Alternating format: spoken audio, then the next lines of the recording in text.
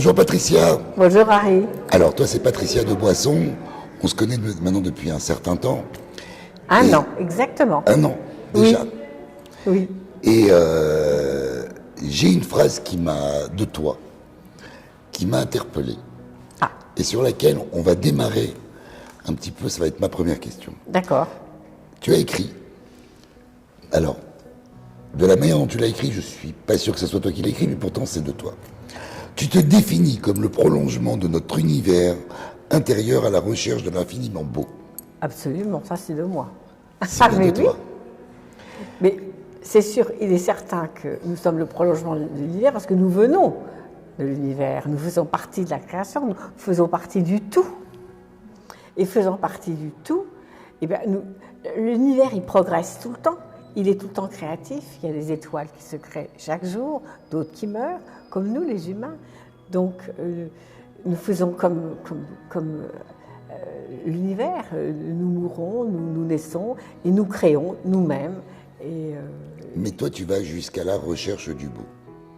Ah ben oui, je ne vais pas vers la destruction, je vais plutôt vers la construction, vers le beau, parce que le beau élève et le beau donne une espèce de sérénité à l'âme et au cœur, et ça c'est irremplaçable. Patricia, alors, deuxième petite question. Alors, tu as beaucoup lu, énormément lu. Tu t'es attaché à des auteurs régulièrement. Oui. Et tu as été jusqu'à peindre ou leurs personnages d'auteurs ou les personnages qui animaient tes livres. Oui. Et tu y as apporté à chaque fois ta touche personnelle par rapport à ce que toi tu as ressenti ou parce que toi tu as pu lire entre certaines lignes de certains livres. Alors, par exemple, pour Eléa de Barjavel, quand on voit la pureté de visage que j'ai interprétée, quand Eléa a été retrouvée dans l'Antarctique, elle avait été mise là depuis la nuit des temps pour être découverte, pour que l'homme d'aujourd'hui ou d'hier découvre qu'il y a eu d'autres civilisations que la nôtre. Et donc, en espérant qu'elle soit respectée, à côté d'elle, il y avait son époux. Et donc, son époux a d'abord été découvert. Il est donc ressuscité des glaces. Et malheureusement, il en est mort très rapidement parce que vous savez ce que c'est que la science. Malheureusement, ils ont fait des expériences qui étaient malheureuses et ce pauvre garçon en est malheureusement mort très rapidement. Bon, pour Eléa, ils ont été plus respectueux et Barjavel a voulu montrer que malheureusement tous les enjeux financiers et l'orgueil humain a fait en sorte que malheureusement Eléa a eu le même sort que son époux. Voilà. Donc, juste pour continuer un petit peu dans cette... Donc je suis un peu moralisatrice. Je suis souvent... Je veux montrer qu'il y a danger quelque part. Bon, ce ne sont pas des tableaux qui sont ici. Je veux aussi montrer effectivement la beauté. Quand on voit Atala de Chateaubriand, bon, alors Atala Chateaubriand, je ne sais pas qui l'a lu, mais moi je l'ai lu avec un plaisir inouï parce que c'est comme un bouquet de fleurs mais exotique. C'est-à-dire que c'est plein de couleurs, c'est plein de chatoiements, c'est une histoire qui est invraisemblable parce que lui, il est parti avec ses culottes Louis XVI, à la Louis XVI en soie avec ses dentelles, etc. Il est parti en Amazonie ou je ne sais trop où et il a fait cette aventure-là. Donc c'est au travers de cette aventure-là qu'il a inventé cette histoire d'amour, l'Atala. C'était un prétexte, si vous voulez, mais c'est écrit d'une façon tellement fleurie, tellement fraîche, tellement extraordinaire que et puis ces deux personnages qui sont innocents et qui s'aiment dans la forêt vierge, leur rencontre est merveilleuse. Il a tout fait dans l'émerveillement, et donc j'ai voulu faire ressortir ça au travers de ce tableau. De ce tableau, voilà. Un tableau qui est en pleine jungle. Voilà, en pleine jungle, mais par Chateaubriand, qui était vraiment un être qu'on n'aurait jamais pu imaginer qu'il écrive une chose pareille. Mais ça, les gens l'ignorent un petit peu. Et donc, j'aime bien que les gens découvrent l'aspect d'un auteur qui est méconnu, parce qu'on voit toujours Chateaubriand au travers de toujours les mêmes écrits. Moi, j'aimerais un jour découvrir Chateaubriand au travers de son génie du christianisme. J'ai commencé à en lire quelques lignes, mais il explique pourquoi le christianisme a été créé. Toutes les règles qui ont été faites, à son avis, mais c'est étonnant. Les bases sur lesquelles le christianisme, à son avis, a été construit justement pour juguler les émeutes, pour contraindre les gens à, etc.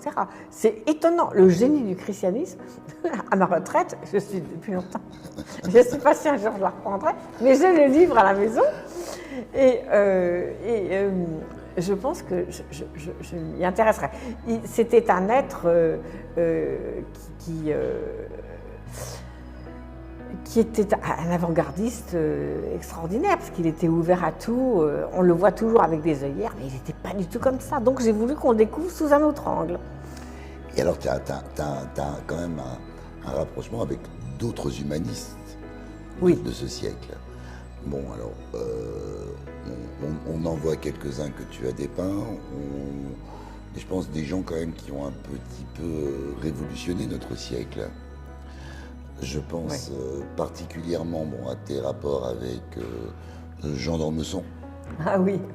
Jean d'Ormesson, avec qui tu as fait tu as peint. J'ai fait ces illustrations. Voilà.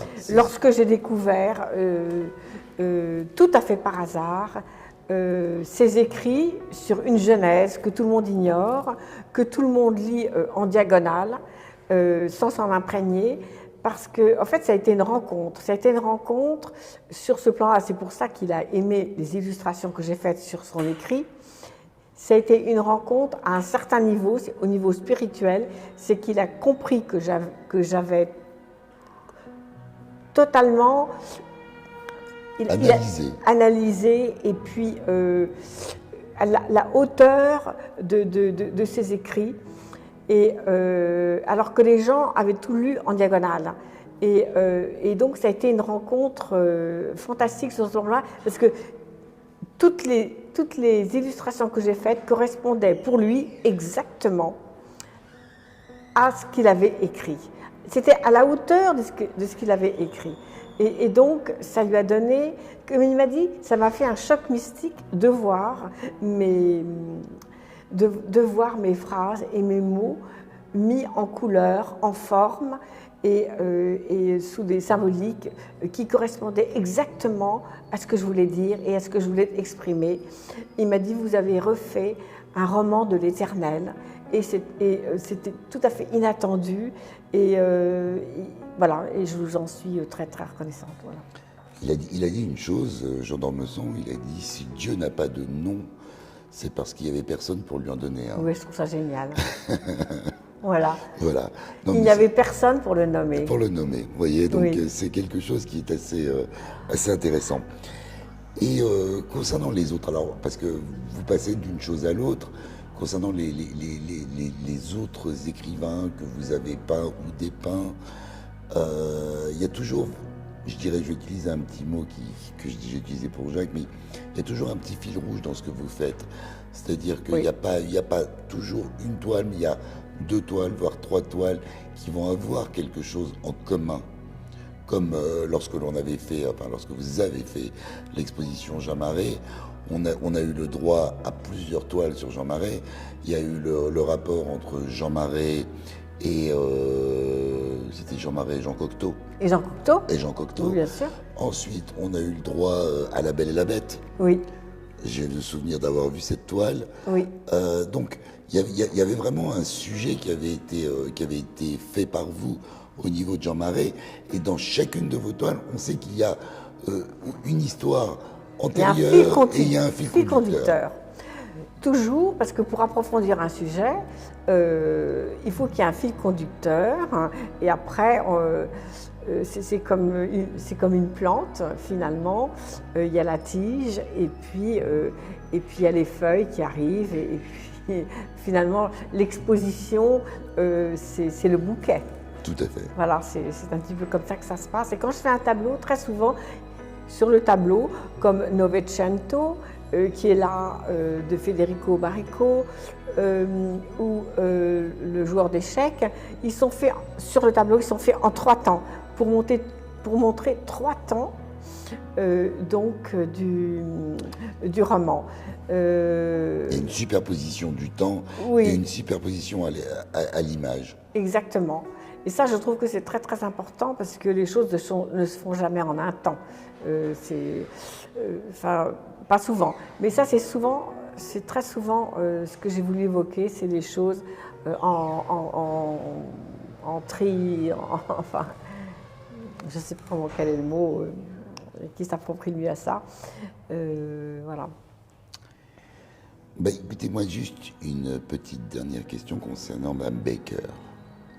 Joséphine Baker. Alors, Joséphine Baker, lorsque Macron a annoncé qu'il allait la panthéoniser au mois de septembre, je me suis dit, mais mon Dieu, quelle belle personnalité, quel courage. Elle avait tout en elle, cette femme, le talent, la bonté, un cœur magnifique. Et elle a bouleversé quand même un petit peu les habitudes reçues dans une période où il y avait quand même un racisme assez important et puis une non-reconnaissance des personnes de couleur. Absolument. Alors ce qu'elle avait aimé dans la France, c'est que autant aux États-Unis, elle ne se sentait pas elle-même, hein, parce que quand on n'est pas aimé, on a du mal à se sentir soi-même et à savoir qui on est, parce que ça bouleverse quelque part de vivre en n'étant pas aimée. Et, tandis qu'en France, elle s'est sentie elle-même parce qu'elle était acceptée telle qu'elle était. Voilà, avec les grandes qualités qu'elle avait, et je pense qu'elle a été d'autant plus généreuse, d'autant plus talentueuse que c'était un remerciement continuel qu'elle devait à la France, qu'elle trouvait ce devoir envers la France. Et donc, je me suis tout de suite dit qu'il fallait que je fasse un tableau la représentant. Donc, le tableau le plus festif pour moi est le plus culotté, parce que n'importe quelle danseuse aurait endossé sa jupette avec les bananes, aurait été critiquée. Mais mise par elle, les gens ont ri, mais ça n'a pas été plus loin. Ils ont trouvé ça très très amusant, très culotté et très festif. Et donc je l'ai faite sous cet accoutrement-là. Ensuite, je l'ai faite avec ces plumes d'autruche, ce qui lui allait très très bien. Et ensuite, qu'est-ce que j'ai fait? Je vous le donne en 1000. J'ai envoyé une petite lettre à Macron. Oui. Et je lui ai dit, très joliment écrite, et je lui ai dit, effectivement, ayant entendu ce que vous aviez l'intention de faire, etc., ça m'a donné l'envie de faire, je lui ai expliqué tout ce que j'avais, je lui ai envoyé une photo donc du diptyque. 3 jours après, j'ai reçu une réponse de lui, absolument charmante, très très bien écrite, en me remerciant, une lettre tout à fait classique, mais c'était, voilà l'histoire de Joséphine Baker. Mais à quand ton premier livre? Mon premier livre, je l'ai écrit, que j'ai écrit. Que tu as écrit, oui. Que j'ai écrit, je l'ai écrit il y a 2-3 ans, c'est Ophélio, l'oiseau prodige. Oui. Et là, je suis en train d'écrire un deuxième qui s'intitule Sous le ciel de Neptune. Et donc, j'ai du mal à le terminer parce que le temps me manque. mais il faut absolument que je le fasse parce qu'il y en a un troisième qui attend derrière. Tous les brouillons sont faits. Bon, Tous les brouillons sont faits, mais maintenant, il faut bosser pour les terminer. Voilà. bon, bah écoute, hein, je sais que tu as beaucoup de travail, il y a encore beaucoup de choses, beaucoup d'idées, beaucoup de créations. On te remercie vraiment. D'abord, ça nous fait plaisir de t'avoir avec nous. Et là, tu nous as fait profiter en tous les cas d'une très très très très belle exposition avec un choix d'œuvres très intéressant. Et je tenais vraiment à te remercier. Ah bah, c'est moi qui te remercie parce que c'était une excellente idée de faire ressortir tous ces personnages. Vraiment, c'était une excellente idée et les gens me l'ont fait remarquer. Eh ben écoute, Alors, voilà. merci beaucoup Patricia. Merci infiniment, Harry.